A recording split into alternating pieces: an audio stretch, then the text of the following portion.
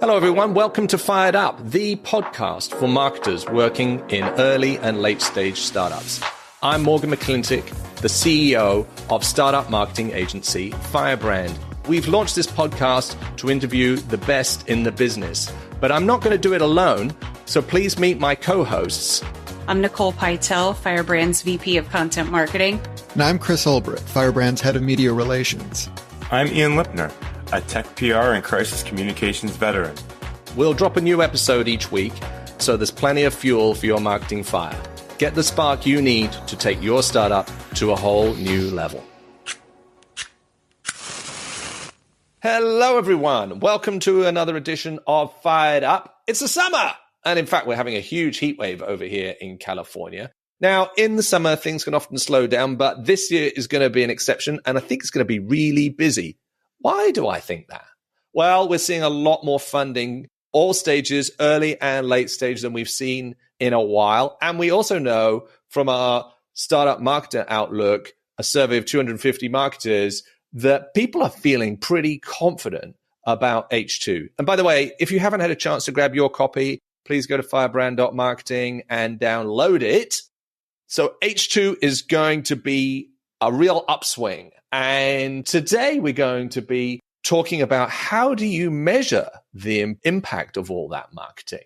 How do you communicate it to the board and the rest of the marketing team? How do you have a consistent framework so that you can benchmark your performance over time, understand where to invest, understand where might need some improvement? Now, most marketers have got some kind of system, but maybe it's missing in some areas. So today we're going to be talking to Grant Johnson, and he is a 6-time CMO. He's worked at early stage startups. He's worked at VC-backed startups, PE-backed public companies. And he is the founder now of CMO Mentor, and he's produced a framework called the Marketing Performance Index, which is really a great approach to measuring the total impact of marketing.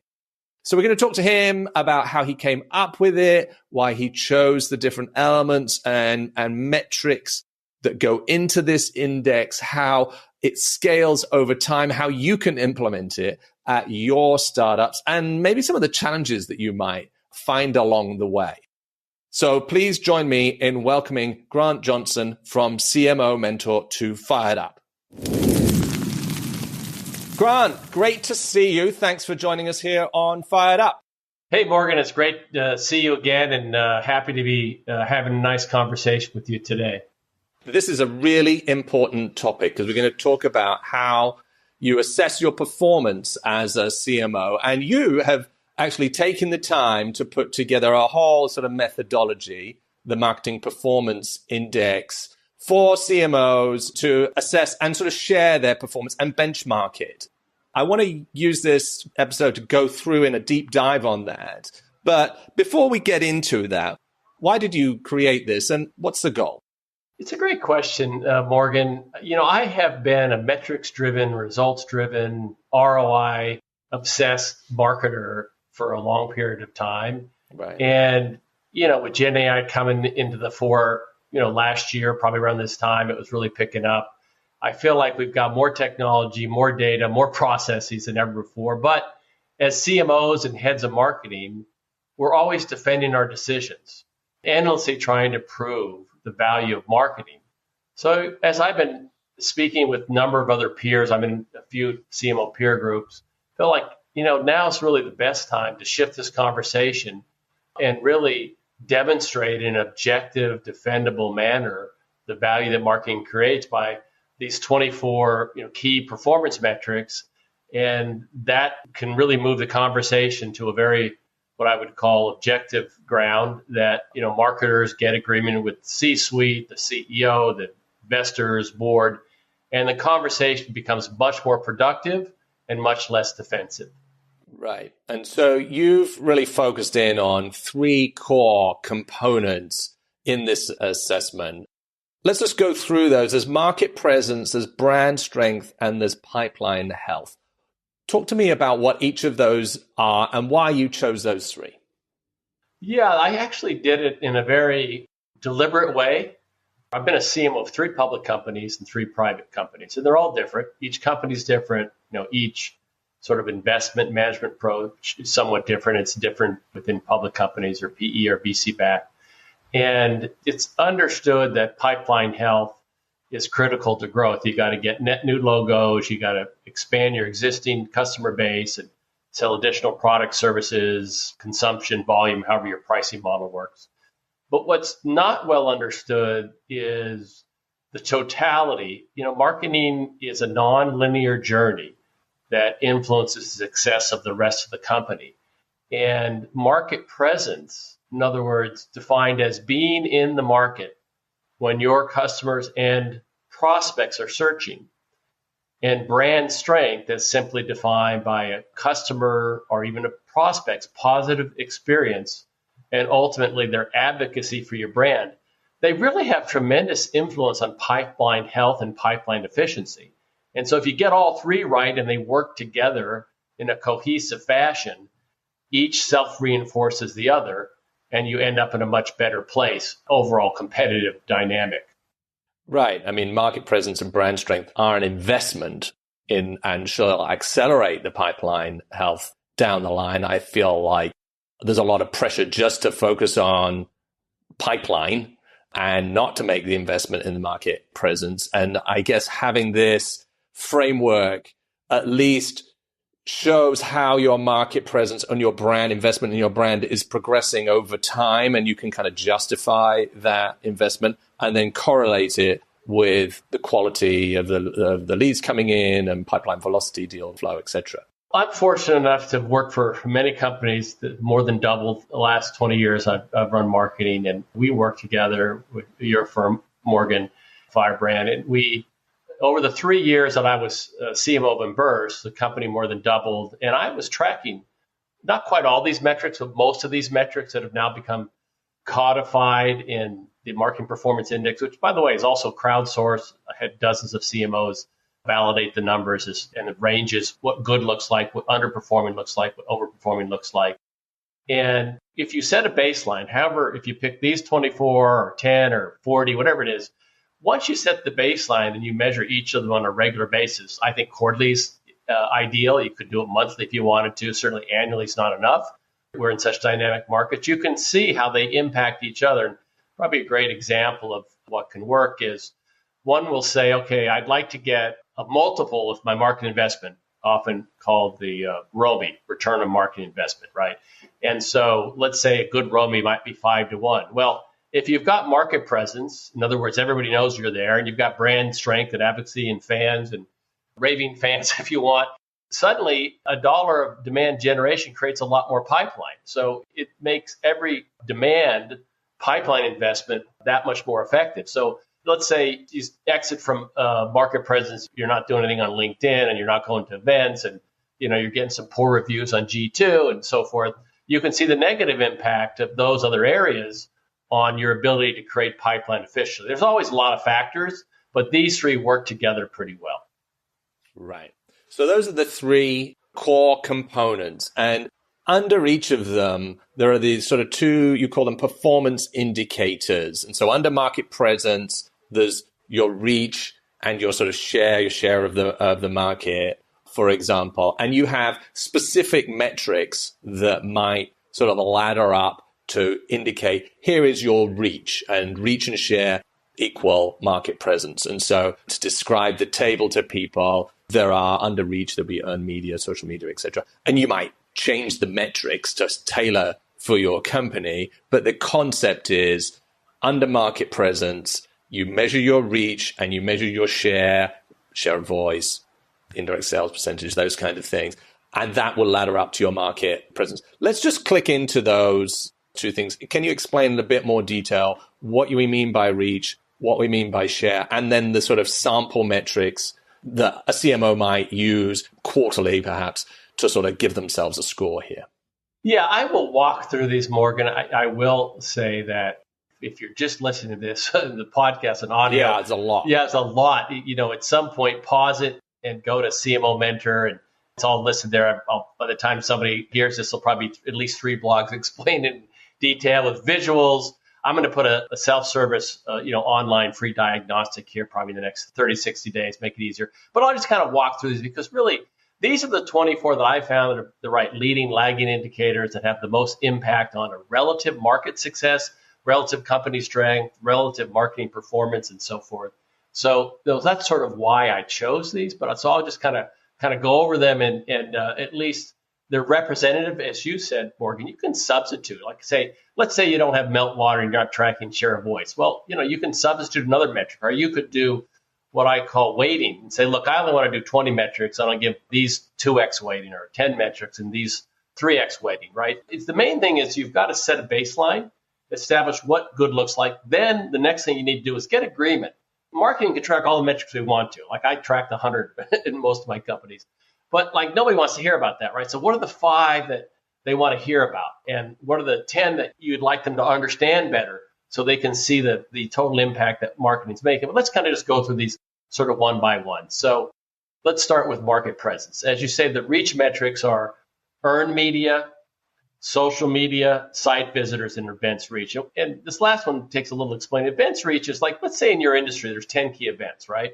Where all the key buyers, personas are going to, and you're at 5 of those. So, you've got 50% reach, right?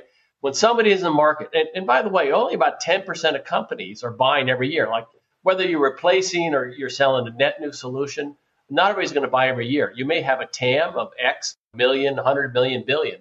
You want to be there. And so you sort of track site visitors. There's lots of ways to track what I call web vitality, but site visitors, one of the more standard way. If that's growing 10% year over year or 20%, it makes a difference. You got more opportunities to convert to potential prospects. So that's why I picked those 4. Then if you think about share, the 4 share metrics are share of voice, share of media voice, indirect sales, unbranded search. SEO effectiveness is really what that's a proxy for. And branded search, like if somebody knows your company, they're searching by the name, what could be better? They go right to your website, they find you, right? But I did indirect sales. Some companies, succeed without indirect sales, but almost every company I've been with, global companies, presence in all major geographies, 30, 40, 50% of revenue through indirect sales. And that's just your market presence. It's like, why not have other companies, whether they're OEMs, they're referral, or they're resellers, or VARs, or whatever it might be. Like, look at Microsoft. What an incredible channel they built, right?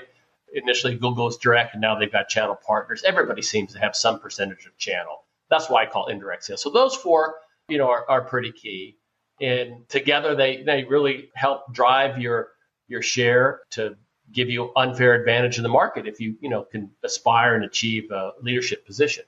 Right. So there's a concept in here of choose our competitors, I don't know, 3 or 4, not 10, so that you can kind of benchmark yourself. Your own reach, your own earned media, your own social media growth over time, and you're just basically sort of showing you're competing with yourself there. But this share concept has a competitive element in terms of share of voice with media or indirect sales, as you said, unbranded search, sort of showing how many of our visitors are coming from other terms that are not specifically for us, and the branded search, which is sort of, I guess, competitive.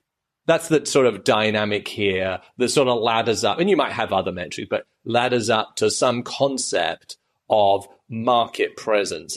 So for each of these metrics, we're basically coming up with a score out of 10 because it's an index, right? So we're sort of trying to benchmark ourselves against ourselves, and some of them are competitive, but we're basically scoring reach and share and all of the metrics underneath it out of 10, and that sort of ladders up into a market presence score. Do I have that right?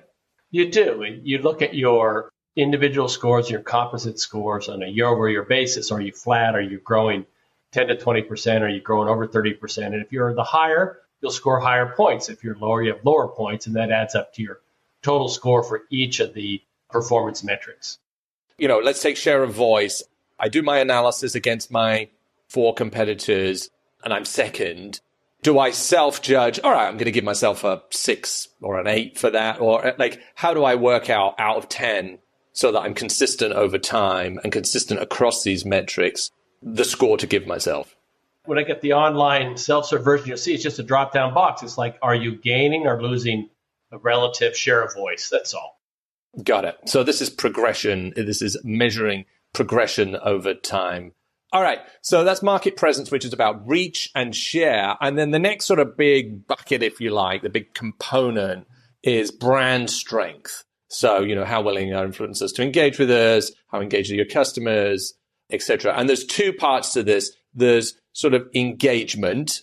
You have some suggested metrics under that. And then there's sort of loyalty. Talk to us about why those two and what those mean. And then maybe we can sort of talk about a couple other metrics that would score engagement and score loyalty. Yeah, absolutely. And again, there's some symmetry. There's 3 categories. Each has 2 metrics. Each metric has 4 components to get you the 24 metrics. Again, you could have 12 or 48, but under engagement, I just feel like social media is so omnipresent now. Mm-hmm. You could just do LinkedIn if you want, or you can do all the other media. You decide which ones you want to track. I think certainly LinkedIn allows you to target personas, company size, demographics. So that was a pretty good one. That's one I generally use. Owned events are the events that, you actually bring customers or prospects to. Communities are like, online communities, customer advisory boards. Again, if you don't have that, you substitute something or double count something else. And third-party events are those other events that are sponsored by somebody else, right? And those 4 seem to really indicate, your overall engagement in the marketplace, not your internal engagement. That's a different metric. But one of the things savvy readers, listeners will notice that I've got social media is also in reach because, you could reach 50,000 followers, but only 1% is engaged. I'd rather reach, 10,000 followers where 10% are engaged, right? So I think the engagement is key. Are you just spouting corporate speak? Are you connecting in a relevant, distinct, meaningful way? And so that's why I like to really have that as an engagement. And then, the 4 loyalty metrics, those are pretty standardized. NPS is around for decades. And I don't pick the score. NPS will tell you, if you're between 30 and 70, you're good. You're below 30, you're not good. You're above 70, you're world class. Same thing with CSAT. It's a 5 scale. How satisfied are you with your interaction with the company? 5 is best, 1 is worst. Multiply it by 4. So if you average 4, you get an 80. And so that's a pretty standard way to do that. And then I added retention metrics because mostly I've been in SaaS businesses. And I think most business, certainly B2B, are SaaS these days. And so you've got to retain gross retention, ideally more than 90%, and net retention over 100%, ideally. So the idea here is measure how engaged our community is. You could choose own events. And really, we're just sort of benchmarking over time ourselves. Like how many people came to our user conference last year compared to this year, and sort of over time, or how, I maybe we're doing a roadshow or whatever it is. Give yourself a score. And then the loyalty metrics are very standard, NPS, etc. So choose your one. You're probably running them anyway. Put those in and you can see how you're performing. And those ladder up engagement and loyalty into brand strength. So we've talked about market presence, which is reach and share. We've talked about brand strength, which is engagement and loyalty. And the last one is the thing that I think a lot of marketers and obviously sales leaders are focused on is pipeline health. And there are 2 main things in here is the actual pipeline and then progression. And so I think these probably are more standard, but hard to get to. Let's just talk about those. The 4 pipeline metrics I use are leads, conversion, coverage, and the ROI. Every CFO that I've worked with, everybody wants, and every board, every investor, like, what's your ROI? How many dollars of pipeline do you create? How much marketing return on investment is a standard measure. And so I like to just sort of look at the full funnel.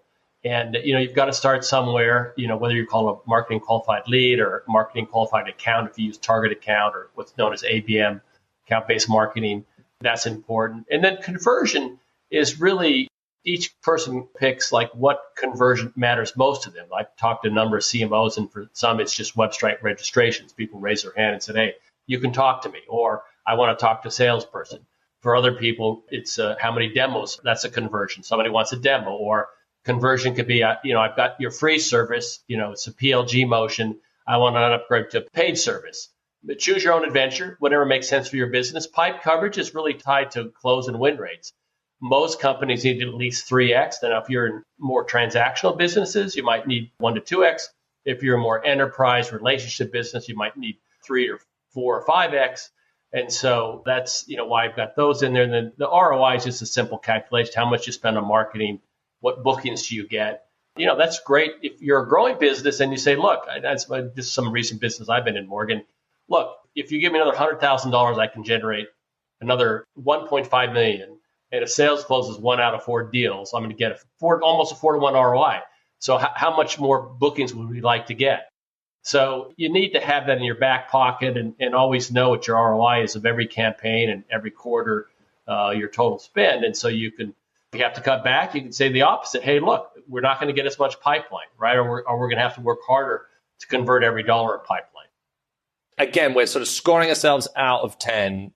Are we improving our conversion rate on our pipeline? Is it getting better? Are we improving our ROI? So that's the pipeline side. And then progression, this is MQL to SQL, like people moving down the funnel, basically. Yeah, some people, I talked to a number of CMOs as I was crowdsourcing this, vetting it, getting feedback. So, well, gosh, don't include sales. And I couldn't disagree more. The reason, this is really what's critical. John Miller's pretty well-known pioneer from, of Marketo and Gageo demand-based, and he's been writing recently and blogging about sales and marketing working together as one. It's everybody's pipeline, and I completely agree with him and disagree with others.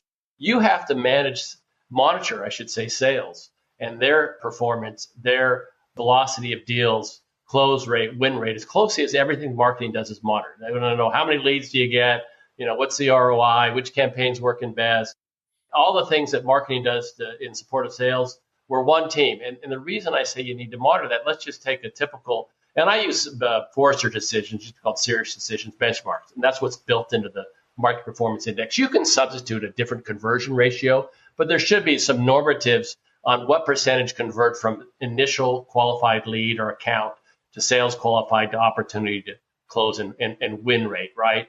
And so suddenly these are lagging on your historical basis because everybody has to set their baseline, or they're converting stage by stage, slower and less well as previously or as what your competitor's doing. Guess what? Marketing is going to have to work a lot harder to create a lot more pipeline than before. And there's not an infinite elasticity to budgets, right? They're all fixed. And so you want to track this. And really, I think a weekly cadence with sales and marketing saying, hey, what's working, what's not working? Let's try a few hypotheses of things that might improve our go-to-market, improve our execution. You iterate, you evolve, and it's working. You do more of it. It's not working, stop doing it. And so that's partly why I wanted to make progression as a key metric. And whether you control it or not is not the most important aspect. It's knowing how it's working. So it's helping marketing contribute to sales success and company bookings growth on a relative basis. I agree. I think it's absolutely vital to get that visibility for marketing into the sales, after the handoff, so that are we generating the right leads? Are we going to be able to respond? Maybe there's churn in the sales team. Maybe they can't recruit enough people. You need to be able to see all of that and understand where the issue is. And so this visibility, it's hard, right? Building that visibility in Salesforce and linking it back into whatever marketing CRM you have, et cetera, takes some time. But this is really important because it helps you shape which campaigns you're going to get, and particularly if you have a long sales cycle, that can take a little while. But I really like this. So now what we've done is we've got a score basically for market presence. We've got a score for brand strength. We've got a score for pipeline health, and sort of ladders up to your overall number. And then you sort of track that over time. So how do I get people okay, we're doing our measurement, we're scoring ourselves. Some of them, there's a bit of value judgment in here, for sure. Some of them are very hard numbers. How do I get people bought into this?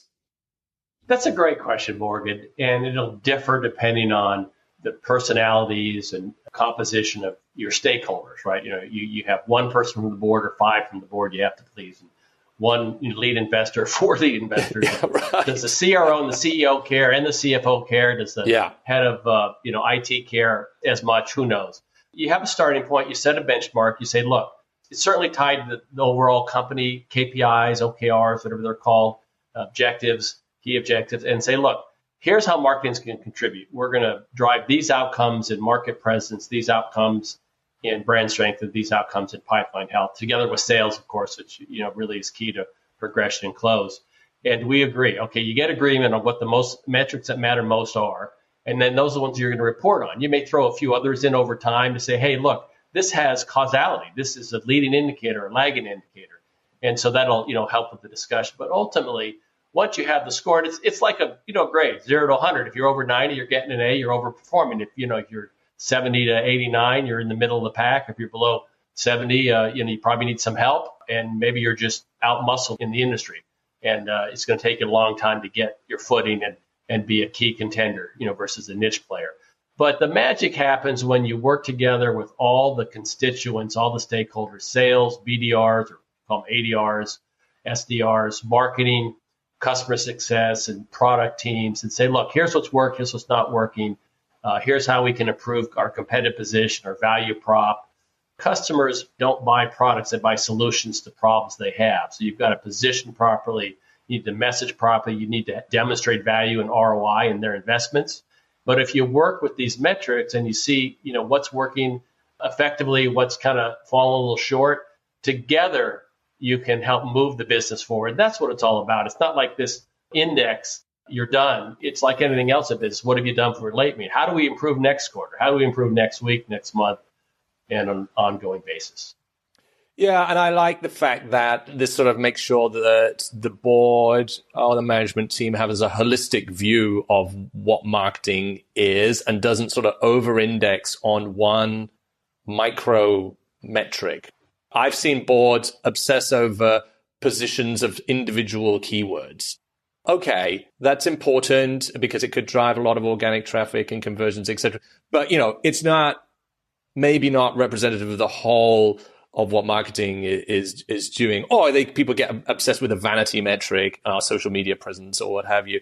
And, okay, let's definitely do well there, but let's make sure that we are improving over time and we're taking a much broader view of what marketing can deliver, and then we can know how much to invest. So I definitely think that this helps have that bigger conversation and not the easier conversation around one individual metric and whether that's up or down.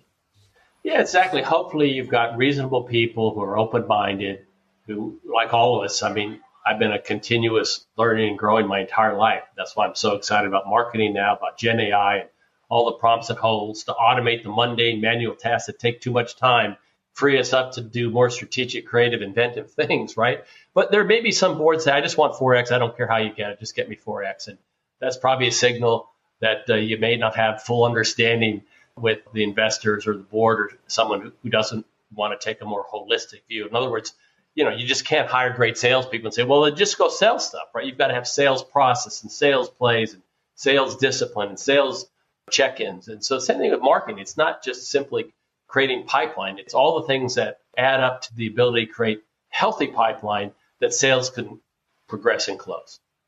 Yes, particularly when times are tough and you can sort of the horizons draw in, people can get over obsessed on demand gen and, you're not sort of investing anything for the future. And then, you're going to run into problems there. All of this measurement takes time, though, right? And particularly some of it's competitive. So you have to analyze what they're doing. And, and maybe you're competing with bigger companies, right? And, how do we know what their marketing spend is?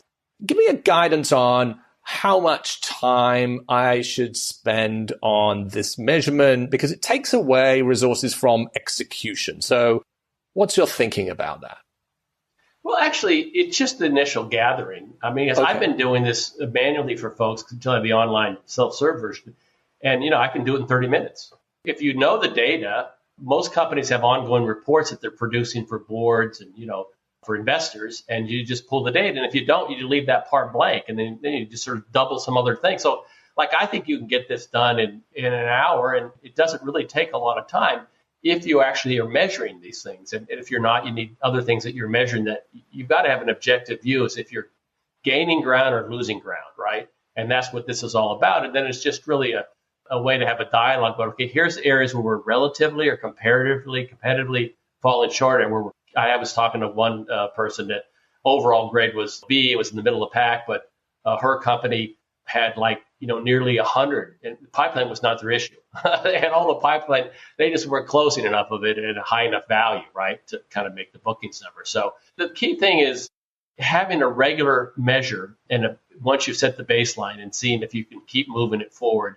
And I call them, the dials. So you can turn all the dials up. You may not turn them all up at once, but eventually you got a crescendo, and you're rocking and realizing, the revenue that drives your business forward. Got it. So really, we're trying to take the metrics that we're already using and just have a formalized way of putting this into an index here or a dashboard here. Does this change from, Series A, B, as a company scales? Like, should they have more metrics? How does this evolve over time? Or can a relative, like an early stage company kind of use this approach? Yeah, anybody can use it. I have to call out Insight. They produce stats on SaaS metrics and what your number should be if you're below 10 million, 10 to 100, 10 to 100, above 100 million. I think their numbers are in the right range. Obviously, they've invested in hundreds of portfolios. Anybody can find that at Insight and Google it. So, I think that's pretty good. Obviously, Forrester Decisions has good metrics. So, yeah, I think there'll probably be fewer at the earlier stage. Like, you just got to get some at bats, right? Then you got to get some customers. Then you got to expand those customers. But if you're an established business, you've already got a lot of these metrics. So you just pick and choose enough metrics that where you can get indicators of what needs to improve. Like, you need to invest more here. Do you need to work harder on conversion there? And that's the other thing that's great about this is when you work together with sales and your media organization on a regular basis, you see, well, look, this sales team in enterprise is not doing as well as this sales team in mid-market or this vertical team. What are they doing that's working? So it can inform better decisions for sales, for marketing, for BDRs, for enablement and training. It's just a good way to have a dialogue that's objective around just pure performance. And so what are the common mistakes that CMOs tend to make that you see when it comes to measuring marketing's performance? There's two things. First, they overload the stakeholders with too much information just because it's interesting in marketing. Like, I had one web metric. I actually checked 20, but I only report one web metric because like nobody else other than the web team really wants to hear about it. And then you don't get the most important measures right. That's the other mistake they make. It's like, you've got to find out. Like, when I was talking to a CEO that I worked for previously, he said, look, just talk about pipeline health. If we have extra time, we can talk about positioning and, brand strength and other creative things you're doing with Gen AI. But I was asked once, like, what's the likelihood you're going to make the number? It was like in February. And I said, well, I just started. I think I'll give it 80%. I actually exceeded the number. My team did. I didn't say I did by 30%. But how would I know in February? But that's kind of where their heads were at. They wanted to get a sense of what's the likelihood we'll make the number. Well, I've made it for 10 straight years. I think it's high likelihood, but I'm not going to give it 100% because you and I worked together when COVID came along. That changed a lot of things. So, but I think really making sure your audience agrees these are the right measures is the most important thing you can do. So what final advice would you give for startup marketers out there when they're thinking about showing the value of marketing? Set realistic yet ambitious goals in a stepwise fashion. We're going to get to this level. I remember I was at a company, I want to get to 10,000 LinkedIn followers and then 20 and so forth. That company's over 100,000, but I didn't go right for 100,000, right? Get buy-in from the key stakeholders. Certain stakeholders want more information, some want less information. Design, deliver, measure, report, discuss, improve, and just communicate. That's one of these, a lot of marketers, especially startups, like, here's what I'm doing. It's not working. Like, don't wait until it's completely failed. Hey, we're kind of got a slow start. We're going to give another 4 weeks. We're on it. Usually these things are working in 30 days. Now we're 45 days in. We're a little concerned. I just think communication is so key because it shows that you take full ownership of the success of your function and its impact on the overall success of the business. And I guess if you have this sort of framework with this full holistic measurement, you can show, okay, here, this area isn't working. These other areas are working. So obviously this is where we're going to focus our time. You also have this actual concept of you're overperforming in some areas, which caught my eye. And I thought, okay, if I'm overperforming, does that mean I should be deliberate in overperforming? I should consciously do it? Or maybe we start to sort of pull back our investment in that area? Well, probably. Like, I was once acquired by a PE because I've been acquired by a few, so I can't name the one. And they said, I'm cutting your budget by 30%. And guess what? I still delivered the numbers. We actually had to build such strong performance that we were able to survive a lower spend because we'd built up brand presence, we'd built up brand strength, market presence, and our pipeline. We had some things that were coming to fruition. Now, a year after that, my successor told me that really we're in trouble. So you can't just cut your way to growth. So you have to keep that in mind. Look, if you're overperforming, maybe it won't take as much to sustain that level, right? If you're underperforming, you're going to probably have to work hard just to get to even keel. Yeah, that makes perfect sense. And at least you can see where, if you do need to make those cuts, where you could start and keep the momentum going. So we'll provide a link to where you can get the Marketing Performance Index. And it sounds like there's an online version coming. But in the meantime, the framework is available there for anyone who wants that. And I'm sure Grant will be willing to sort of talk you through it. I know he's done a whole series of blog posts on that. Our next section is called Fired Up 5, and this is our quick fire round. These are a little bit more personal questions for you, Grant. So are you ready? I'm ready. All right. So what would you do if you weren't in marketing? Well, that's simple. I'm an LA native. I'd be a filmmaker. Who didn't think about making films? There's nothing like sight, sound, and motion to move somebody. And, I'd also quote one of my favorite 80s artists. He's still around, Elvis Costello. Peace, love, and understanding. That's, what films can bring to people. And who doesn't need more of that in this world? Yeah, I'm into that. What's the best career advice that you have ever been given? Yeah, I was given brilliant career advice. There was a CEO of $1 billion company, and he had gotten there before 40, which I thought was pretty amazing. Just a really strong performance. Like, how did you do that? Like, what could I incorporate that worked for you? He says, look, you're in a business, you have a job, you have a role, you have a function, but look around the business. What's happening? What's not happening? What's being done right? What's not being done right? What's not being optimized? What's an opportunity you should pursue? And go make that happen. So I said, well, what do you mean? Like, what if I don't have the staff? He said, that's not the point. Rally the troops, get other people excited about your idea, get support from those that, have budgets and authority. And I just sort of thought about that. Yeah, it's not, a lot of people get stuck in, hey, this is my job, but everybody's there to help the business succeed. And that's how you create value, by adding value. So I think that was really good advice. Yeah, I definitely can see that you've taken that to heart in the way that you work, having worked with you. What book do you most often recommend? Well, this one's also pretty straightforward. There's a lot of good business books and marketing books, but I was really shaped early in my career by Jeffrey Moore's Crossing the Chasm. He wrote several Inside the Tornadoes and Fault Line. He's a lot of books. And we had him speak at one of my companies, Zone to Win, another great book. Mm-hmm. But that just sort of lays out the technology adoption life cycle. You can't just, shotgun marketing, right? You can't just sell the same way to every stage, to every persona, to every buyer, to every segment. Really, the idea about segmentation and solving unmet critical business needs for your customers. There's so many good areas in that. And there's workbooks that have been written by some of the folks from the Chasm Group that help you apply those to your business, and lots of case studies. So yeah, I'd have to stay with Jeffrey Moore. Yeah, I think that's a great book, and really required reading for anyone in tech marketing these days. Where do you get your inspiration? I get it everywhere. I mean, I've got 3 kids in college, and I'm a tennis player, and I played competitively at nationals, and I got my son into it. He was initially not interested, and he got so interested he's on the tennis team, and now he's getting better every day, and he's past me, and so but I'm still inspired. Like, maybe I could do a little better serve or something like that. And I just love comeback stories. And if you ever knew the whole story about Andre Agassi, came back and won majors after he was down and out, and everyday heroes inspire me. I know during COVID there were caregivers. My wife was a teacher, and I just think teachers are so undervalued. Those are volunteers that go into the fire zone or ensure public safety. There's so many heroes out there. That inspires me. What are you excited about for the second half of 2024? Well, I've been saying for a long enough time that I can hear the echo on this one, that now's a great time to be in marketing. And I guess I believe it as much as ever before, right? Gen AI, my last company, we did 500 experiments and adopted 15 tools. And, it's about freeing up time and getting better. And I think there's new constructs that are coming, new models for success, get going faster. And then since I mentioned coming on Empty Nesters in September, my wife and I are planning a trip to go to Italy. We both like cooking, and lots of places to visit there that are great. And probably our trip will involve some cooking class and a wine tour or 2.